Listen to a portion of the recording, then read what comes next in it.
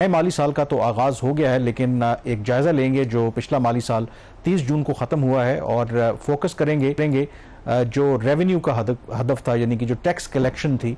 वो जब पिछले माली साल को बजट पेश किया गया था, जब कोई 13,000 अरब रुपए जो टारगेट रखा गया था, उस वक्त भी ऑफ कोर्स ये क्वेश्चंस थे कि क्या उसको हम पूरा कर पाएंगे या एफबीआर जो है वो इस काबिल होगा कि वो इस टारगेट को मीट कर सके। अब हमारे पास जो फाइनल नंबर्स हैं वो आ गए हैं, तो इसका जायज़ा लेंगे। और शहबाज, अनएक्सपेक्टेड नहीं था, एक आपको शॉर्ट फॉल नज़र आता है और शॉर्ट फॉल भी मेरे ख्याल में कोई थोड़ा शॉर्ट फॉल नहीं है, काफ़ी बड़ा शॉर्ट फॉल नज़र आ रहा है, डिस्पाइट द फैक्ट कि IMF ने इसको डाउनवर्ड रिवाइज भी किया था।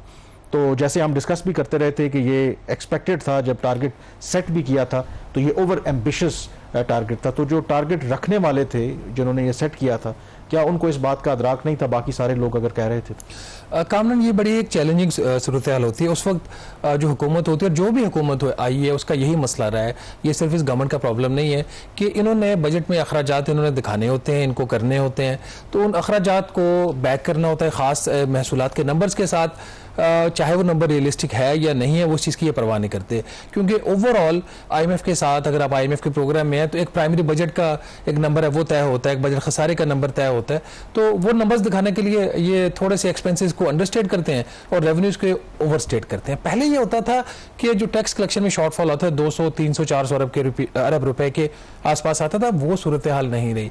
ये गालिबन इन रिसेंट हिस्ट्री, जब से मैं रिपोर्टिंग कर रहा हूँ, ये दूसरा बड़ा ये शॉर्टफॉल है। जो पहला शॉर्टफॉल था वो 2019-20 के माली साल में आया था और उसकी वजह थी वो था कोरोना। और कोरोना अगर ना भी हो तो उस साल भी एक शॉर्टफॉल आना था, वो उससे हमारा ख्याल है 550-600 अरब रुपए का आया था। कोरोना वायरस की वजह से आपको पता है पाकिस्तान की इकॉनमी बहुत बुरी तरह मुतासर हुई, इंडस्ट्रीज बंद हुई, फॉर्मल सेक्टर बहुत बुरी तरह सफर किया। तो उस साल की जो कलेक्शन तकरीबन हदफ से कोई 1550 अरब रुपए से वो कम रही थी। तो उसकी कोई समझ आती है कि नेशनल क्लैमिटी थी, पूरी दुनिया में एक पैंडेमिक थी।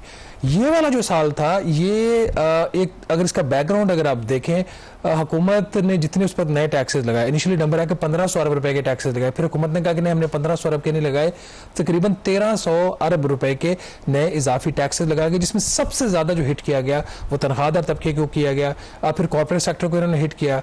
बहुत सारी ऐसी एसेंशियल अशिया थी जिनके ऊपर इन्होंने सेल्स टैक्स लगाया, जिसमें बच्चों का जो दूध होता है उसके ऊपर लगा दिया, पैकेज मिल्क के ऊपर लगा दिया, सीमेंट के ऊपर जो फेडरल एक्साइज ड्यूटी थी उसका रेट डबल कर दिया, घरों के ऊपर फेडरल एक्साइज ड्यूटी लगा दी, लुब्रिकेंट्स जो है उनके ऊपर GST होता है उसके ऊपर FED एक और लगा दिया। इन्होंने कोई एरिया ऐसा छोड़ा नहीं जहां पे टैक्स कर सकते थे, इन्होंने ना किया हो, सवाए जो इनके हमेशा से एक रहे हैं इनके करीब, वो आपको पता है कि रिटेलर्स के लिए एक स्कीम आई, लेकिन आगे स्कीम किसी ने उसको परसू नहीं किया। और जब ये टैक्स लगाए जा रहे थे, टैक्स का हदफ तय हो रहा था, उस वक्त पाकिस्तान की इकोनॉमी की क्या हालत थी? पाकिस्तान दिवाली होने से बड़ी मुश्किल से बच रहा था। पाकिस्तान की जो इंडस्ट्रियल ग्रोथ थी वो 2 साल से मुसलसल सफर कर रही थी, अब तीसरा साल उसने सफर किया है। इन सारी सूरत हाल के बावजूद सबसे बड़ी बात ये, जो महंगाई थी वो 38%, 40% के करीब जा चुकी थी, लोगों की जो परचेजिंग पावर्स थी वो कम हो चुकी, तो ये सारे फैक्टर्स टैक्स कलेक्शन के डिटरमाइन गए। लेकिन एक ठीक था, हुकूमत का फैसला था, हुकूमत की जो वक्त की हुकूमत होती है वो समझती है सब कुछ उनको पता होता है और फिर उस पर इंसिस्ट भी करते हैं कि सब कुछ हमें पता होता है। जब पोस्ट बजट प्रेस कॉन्फ्रेंस हुई, कहानी वहां से शुरू हुई कि आपका टैक्स का हदफ है वो अनरियलिस्टिक, आगे से जवाब दिया कि आप लोगों ने अपना ज़हन बनाए हुआ तो अनरियलिस्टिक है तो है। हम उस वक्त से लेके आज तक एक ही बात कह रहे थे कि या मिनी बजट आएगा, जो कि खुद हुकूमत ने लिख के दिया था IMF को, अगर हमारा टैक्स शॉर्टफॉल आया तो हम मिनी बजट लेके आएंगे। तो अगर ये मिनी बजट नहीं आया तो फिर टैक्स का जो हदफ है वो हासिल नहीं होगा।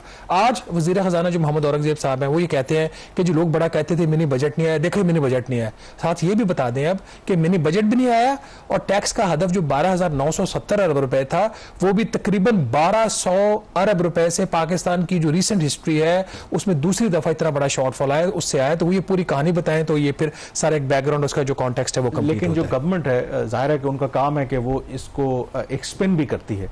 वो ये कह रही है कि ठीक है शॉर्टफॉल जो आप कह रहे हैं कि जो आया है, लेकिन दूसरी साइड ये है कि अगर आप जो इससे पहले वाला माली साल से कंपेयर करें तो 26% ग्रोथ है टैक्स कलेक्शन में, वो तो उसको इस पैराए में देख रहे हैं। देखिए ये गवर्नमेंट स्पिन नहीं कर रही है, हम खुद लिख रहे हैं। हम खुद लिख रहे हैं कि पाकिस्तान की इकॉनमी सफर कर रही थी, पाकिस्तान की इकॉनमी, इस सफरिंग इकॉनमी से आपने 40% ग्रोथ लेनी थी, आपने लोगों की जिंदगी जीवन कर दी, अब नहीं ले सके, अब 26% लिया आपने, जिसको हम अप्रिशिएट करते हैं। खुद हमने अपनी राइटिंग्स में और प्रोग्राम में भी ये बात कह रहे हैं कि 26% ग्रोथ कम नहीं थी। बात सिर्फ यहां पे ये थी कि क्या 12,970 अरब टारगेट ठीक था या गलत था। तो अगर गलत था तो वो लोग जो आज कहते हैं जी कि जी मिनी बजट हम लेके नहीं आए, तो वो पूरी बात बताएं, मिनी बजट भी लेके नहीं आए और फिर 1200 अरब रुपए से तकरीबन शॉर्टफॉल भी आया। अच्छा, थोड़ा सा इसमें डिटेल में अगर आप जाएं कि कुछ 1300 अरब रुपए के एडिशनल टैक्सेस पिछले माली साल हमने लगाए, कहां पर इस गवर्नमेंट को एक्चुअली जो शॉर्टफॉल देखने को मिला? सबसे बड़ा जो एरिया था वो सेल्स टैक्स था, लेकिन पहले हम थोड़ा सा बता दें, दोनों बातें कर लेते हैं कि अहदाफ क्या थे, हासिल क्या किया, और फिर जो पिछला माली साल था 2023-24 का, उसके मुकाबले में जो 26% आप ग्रोथ की बात करें उसमें कितना है। जो नाज़रीन जो टोटल था 12,970 अरब था। इसमें डायरेक्ट कलेक्शन जो एफबीआई ने खुद करनी थी वो 12,913 अरब थी। बाकी कुछ पैसे थे जो फाइनेंस डिवीजन की तरफ से किसी मद में आने थे। जो इनकम टैक्स का हदफ था वो 5,432 अरब रुपए का था, लेकिन हदफ से भी ज्यादा तकरीबन 340 अरब रुपया हुकूमत ने इनकम टैक्स इकट्ठा किया। मतलब जहां पे 1200 अरब रुपए का शॉर्टफॉल आ रहा है तकरीबन, वहीं पे हदफ से इनकम टैक्स की मद में कुछ 350 साढ़े 300 अरब रुपए ज्यादा इकट्ठा हो रहा है। क्यों इकट्ठा हो रहा है? कि तनख्वाहदार तबके को बुरी तरीके से निचोड़ा गया। क्यों इकट्ठा हो रहा है? कि कॉर्पोरेट सेक्टर को बुरी तरीके से निचोड़ा गया। फिर आ जाते हैं जो प्रॉब्लमेटिक एरिया है, सेल्स टैक्स की मद में 4,933 अरब रुपए का हदफ था और कलेक्शन जो हुई है वो तकरीबन आपकी हुई है 3,900 अरब रुपया। 1,030 अरब रुपए का रफली सेल्स टैक्स का शॉर्टफॉल है। और ये बात ध्यान में रखें कि शायद ही कोई ऐसी चीज थी इंपॉर्टेंट जिसको इन्होंने टैक्स ना किया हो या उसका रेट ना बढ़ाया हो पिछले बजट में, जो इससे पिछले साल का बजट था। जो फेडरल एक्साइज ड्यूटी थी, हर चीज के ऊपर इन्होंने जो पहले टैक्सेबल थी उसको इन्होंने उसको रेट्स को छेड़ने की कोशिश की, और जहां जहां पे जो टैक्स नहीं था, जैसे घरों के ऊपर, प्रॉपर्टीज के ऊपर इन्होंने एफईडी लगा दी, लुब्रिकेंट्स के ऊपर लगा दी। हदफ था 954 अरब रुपया, इकट्ठा किया तकरीबन 770 अरब रुपया। यहां पे भी तकरीबन 185 अरब रुपए का शॉर्टफॉल। फिर जो कस्टम्स ड्यूटी थी तकरीबन 1600 अरब रुपया इकट्ठा करना था, इकट्ठा किया तकरीबन 1280 अरब रुपया। यहां पे भी तकरीबन 310 अरब रुपए का शॉर्टफॉल। तो मजमूई तौर पर जो कलेक्शन थी, जो हदफ था, उससे ये 14% हदफ से उनकी जो ग्रोथ थी वो कम इनको हासिल हुई। अब जो अचीवमेंट है इनकी, जो हम खुद कहते हैं कि उन्होंने अच्छी कलेक्शन की, अब पिछले साल के मुकाबले में देखिए इनकम टैक्स जो था पिछले साल के मुकाबले में 1250 अरब रुपया ज्यादा इकट्ठा किया और उसमें कोई 28% की ग्रोथ है। सेल्स टैक्स बावजूद इसके 1000 अरब से शॉर्टफॉल आया है, फिर भी उसमें 812 अरब रुपए पिछले साल के मुकाबले में ज्यादा इकट्ठा किया, 26% ग्रोथ है। और जो फेडरल एक्साइज ड्यूटी है उसमें 1/3 इंक्रीज आया है और इसमें हदफ से 190 अरब रुपया ज्यादा इकट्ठा किया। और कस्टम्स ड्यूटी में भी जो भी बुरी सूरत हाल रही है, 173 अरब रुपया हदफ से ज्यादा इकट्ठा हुआ, जहां यहां पे इनको अच्छी खासी ग्रोथ आ गई 16% के करीब। अब सवाल ये पैदा होता है कि क्या ये जो 26% ग्रोथ है ये इन्फोर्समेंट्स की वजह से आई है या फिर इसके पीछे कोई और कहानी है? जब हुकूमत ने 1300 अरब रुपए के इजाफी टैक्सेस लगा दिए, तो सारा जो मेजर जो कलेक्शन थी वहां से आ रही थी। जो इनकी इन्फोर्समेंट मेजर अभी रिकॉर्ड के ऊपर है वो 2 केसेस हैं। एक में आपको जो केस है जिसका क्रेडिट अगर कोई फिर लेना चाहता है तो वो सबसे पहले मुझे लेना चाहिए था। वो क्या केस था? जो इन्होंने बैंकों के साथ एक रातों रात इन्होंने एक सेटलमेंट करके उनको खामोशी से इनको एक रिलीफ देने जा रहे थे पिछले साल जून में, जिसपे मैंने खबर की, प्राइम मिनिस्टर ने नोटिस लिया, वो मामला रुक गया। फिर 4-5 माह के बाद उनके साथ एक प्रॉपर डील हुई और डील के नतीजे में उन्होंने 72 या 78 अरब रुपया उन्होंने टैक्स की मद में हुकूमत को दिया। वो इनकी एक बड़ा इन्फोर्समेंट का केस था। और एक कामरान कोई और इसी तरह का कोर्ट का केस है जो नॉन इन्फोर्समेंट का केस है। बाकी जो ग्रोथ इनकी टैक्स कलेक्शन में आई है वो आई है किस मद में? जो इन्होंने नए टैक्स इकदाम लिए, ये कुछ 100 अरब रुपए के करीब ये कोर्ट केसेस में आ गया, और कुछ इनके जो पैसे थे वो आपके जो है आपकी जो नेचुरल इकोनॉमी के अंदर ग्रोथ आती है और इन्फ्लेशन आती है उसकी वजह से आई। तो ये इसकी पूरी कहानी है। अब इसमें जो इंपॉर्टेंट एक और जो फैक्टर आमतौर पर जो FBR है, माजी में भी ये प्रैक्टिस रही है कि वो जो रिफंड्स हैं वो भी रोकते हैं, रोक कर जो बेहतर करने की कोशिश करते हैं, कम से कम इस शॉर्टफॉल को दिखाएं। तो इस पिछले पूरे माली साल में तो इसके हवाले से क्या रही? गवर्नमेंट तो ये दावा करती है कि हम अब उस तरीके से रिफंड नहीं रोकते, तो इसके हवाले से क्या गवर्नमेंट ट्रांसपेरेंट रही कि जो रिफंड बनते थे एज पर प्लान वो लोगों को जारी करते रहे, और जो शॉर्टफॉल है उसको थ्रू रिफंड जो है उन्होंने कोशिश नहीं की? एडवांसेस भी लिए गए जो रूटीन के होते हैं और कुछ इन्होंने एडवांसेस भी पकड़े हैं, कुछ गवर्नमेंट सेक्टर कंपनी से भी पकड़े हैं, और इन्होंने रिफंड्स भी रोके हैं। ये कैसे रिफंड्स कहाँ से रुकने का पता चल रहा है? एक तो क्लेम्स आते हैं, वो होते रहते हैं सेटल। अमूमी तौर पर ये होता है कि जितनी आपकी सेल्स टैक्स की इंक्रीज है उसमें सिवाय इसके जो एक्सपोर्ट की मद में होता है वो 0 रेटेड होता है, इनको रिफंड देना पड़ता है। नॉर्मली इन्होंने जितनी इंक्रीज उसमें आपको रिफंड्स के अंदर भी उतना ही इजाफा होना चाहिए ना। आपकी इकोनॉमी में टैक्स कलेक्शन बढ़ रही है तो रिफंड्स भी बढ़ने चाहिए। जो पिछला साल खत्म हुआ था उसमें जो टोटल गवर्नमेंट ने रिफंड्स पे किए थे 480 अरब रुपए के एक साल में पे किए थे। ये जो साल खत्म हुआ है इसमें इन्होंने 493 अरब रुपए के रिफंड्स पे किए, सिर्फ 13 अरब रुपए रिफंड ज्यादा है। वो भी इसलिए कि वो नेगेटिव में ना जाए। उन्होंने हर महीने कुछ आप कह रहे हैं ऑन एन एवरेज 1 अरब रुपया पर मंथ जो रिफंड था पिछले साल के मुकाबले में, एक वो नाप तोल करके ज्यादा रखा कि वो नेगेटिव रेशो वहां पे ना एक महीने में 1-2 महीनों में नेगेटिव हुई। मैंने खबर में लिखा कि रिफंड उन्होंने पिछले साल से भी नेगेटिव कर दिया तो फिर अगले महीने से फिर उन्होंने इसको ठीक कर दिया। तो रिफंड्स का भी कंट्रीब्यूशन है, इसमें एडवांसेस का भी कंट्रीब्यूशन है। तो मैं इसलिए कह रहा हूं ना कि आप ओवरऑल अगर चीजों को देखें तो उसको कॉन्टेक्सचुअलाइज करने की कोशिश करनी चाहिए। अब एफपीआर से अगर आप उनके लोगों से बात करें, वो अपनी जगह पे अपनी पोजीशन को डिफेंड करते हैं।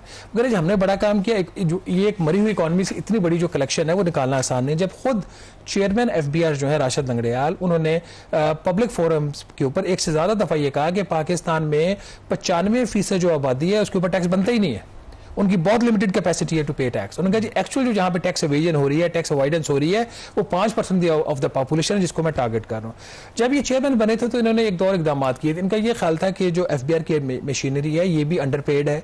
इनकी चूंकि इतनी बड़ी है, रेवेन्यू इकट्ठा करते हैं, पाकिस्तान का एक ही बड़ा जो है वो आम है जो पैसा इकट्ठा करके देता है, तो इनकी जो इनके ऑफिसेज हैं, इनकी जो पर्सनल इनकी जो गुड वेलबींग है उसका मैं ख्याल करूंगा। इन्होंने गवर्नमेंट से परमिशन ली, तकरीबन 1000 नई गाड़ियां खरीदने का फैसला हुआ। 1300 सीसी की एक नई कार जो है वो इनके ग्रेड 17 और 18 के ऑफिसर को दी गई। लिए तो उनके लिए गई थी लेकिन अब मेरे ख्याल उनकी फील्ड यूनिट्स में जा रही है, तो वो उन्होंने किया। फिर एक और जो उन्होंने काम करवाया गवर्नमेंट से, जो अगर राशिद लंगड़ियाल चेयरमैन ना होते तो कोई और शायद चेयरमैन ना करवाता, क्योंकि प्राइम मिनिस्टर के करीब थे, वो करवा गए। उन्होंने ये काम करवाया कि अभी जो नॉर्मल इनको सैलरी मिल रही थी इनकी सैलरी डबल की थी। मेरे ख्याल जनरल परवेज मुशर्रफ ने 2005-6 में जब उनकी गवर्नमेंट थी तो वो ओवर अ पीरियड इन 2015-16 में इसको फ्रीज कर दिया डबल सैलरी को जो उनको मिल रहा था, तो वो रफली 130% थी। चेयरमैन एफबीआर ने प्राइम मिनिस्टर से बात करके फिर उन्होंने प्लान तैयार किया, 1 से 4 इजाफी तनख्वाह हर महीने अब लोगों को मिलती है एफबीआर की। मिनिमम 1 तो मिलेगी, तो 100 फीसद बढ़ा दी। और अगर आपकी कारकर्दगी अच्छी है, आप एक कैटेगरी में है तो आपको 4 मिलेंगी, फिर 3 मिलेंगी, फिर 2, फिर 1, इस तरीके से। तो ऑन एन एवरेज 2 से 2.5 सैलरियां तमाम ऑफिसर जो है वो इजाफी पर मंथ लेके जा रहे हैं। जहां पे उनकी 12 तनख्वाहें बनती हैं साल की, अब उनको 60 तनख्वाहें मिलेंगी कुछ लोगों को, और कुछ को कम मिलेंगी उससे। तो उन्होंने इनकी जो एफिशिएंसी इंप्रूव करने के लिए इनकी एचआर में इन्वेस्ट किया। फिर तीसरा काम उन्होंने ये किया कि इनकी जो अकोमोडेशन के बड़े इशूज होते हैं, बहुत बड़ी वर्कफोर्स है, ट्रांसफर पोस्टिंग रूटीन का मैटर है, तो जहां जहां पे इनकी अकोमोडेशन है उनको बेहतर किया। तो इन्होंने पर्सनल इनके अंदर इन्वेस्ट किया इस दफा इन लोगों के अंदर कि ये ना कहें कि हमारे ऊपर इन्वेस्टमेंट नहीं हो रही तो हम कलेक्शन नहीं करके देंगे। बट 3 चीजें हैं, 26% जिन्होंने कलेक्शन किया हम उसको मानते हैं, अच्छी कलेक्शन है, चलो इसमें कुछ रिफंड्स का और एडवांसेस का भी होगा। 20% तो खुद इन्होंने कर लिया, चाहे वो नए मेजर्स थे जो भी था। दूसरा इन्फ्लेशन वो नहीं थी जो इन्होंने प्रोजेक्ट की थी। फिर असल मसला कहां पे आ गया कि रॉन्ग टारगेटिंग। जब आप अहदाफ गलत रखेंगे और अच्छी कारकर्दगी भी दिखाएंगे और टारगेट आपका बड़े मार्जिन से मिस होगा, रिकॉर्ड मार्जिन से मिस होगा, तो फिर लोग किस तरीके से उसको अप्रिशिएट करेंगे, बड़ा डिफिकल्ट काम होता है। चले यहाँ पे ब्रेक लेते हैं, हमारी डिस्कशन जारी रहेगी, क्योंकि एक हमने देखा कि जहां पर एक्चुअली जिनसे टैक्स लेना चाहिए वहां पर जो हमारी एफबीआर की टैक्स मशीनरी है, ये जो गवर्नमेंट है वो तो लेने में नाकाम रहती है, और जो बेहतरीन और आसान तरीका है वो है तनख्वाहदार तबका। और थोड़े से नंबर्स पर बात करेंगे कि किस तरीके से पिछले माली साल में होशरुबा इजाफा हुआ है, और जो सारा बर्डन है आप कह सकते हैं कि वो तनख्वाहदार तबके के ऊपर आया है। तो एक ब्रेकडाउन आपको देंगे इस ब्रेक के बाद।